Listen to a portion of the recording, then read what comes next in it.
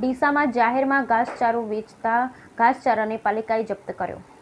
ડીસામાં જાહેરમાં વેચાતા ઘાસચારા પાલિકાએ જપ્ત કર્યો। ડીસા સહિત સમગ્ર બનાસકાંઠા જિલ્લામાં અત્યારે રખડતા પશુઓની સમસ્યા નિવારવા માટે તંત્રે કમર કસી છે। ત્યારે ડીસામાં જાહેરમાં ઘાસચારો વેચવા પર પ્રતિબંધ ફરમાવ્યો છે, જેથી જાહેરમાં વેચાતો ઘાસચારો જપ્ત કરી નગરપાલિકાએ કડક કાર્યવાહી શરૂ કરી છે। ડીસા શહેરમાં રખડતા પશુઓની સમસ્યા દૂર કરવા માટે પાલિકા દ્વારા ગુજરાત હાઈકોર્ટ અને રાજ્ય સરકારના આદેશ અનુસાર રખડતા પશુઓ પકડવાની કામગીરી હાથ ધરી છે। ત્યારે શહેરમાં રખડતા પશુઓને મુક્ત બને ત્યારે જાહેર માર્ગો પર લીલા ઘાસચારાના વેચાણ પર પ્રતિબંધ મૂકી દેવામાં આવ્યો છે। ડીસા નાયબ કલેક્ટર દ્વારા ફરીથી જાહેરનામું બહાર પાડી જાહેર માર્ગો પર ઘાસચારો વેચવા પર સંપૂર્ણ પ્રતિબંધ ફરમાવ્યો, જેથી ડીસા નગરપાલિકા દ્વારા આજથી શહેરના અલગ અલગ રાજમાર્ગો પર લીલો ઘાસચારો વેચતા લોકો સામે કડક કાર્યવાહી હાથ ધરવામાં આવી છે।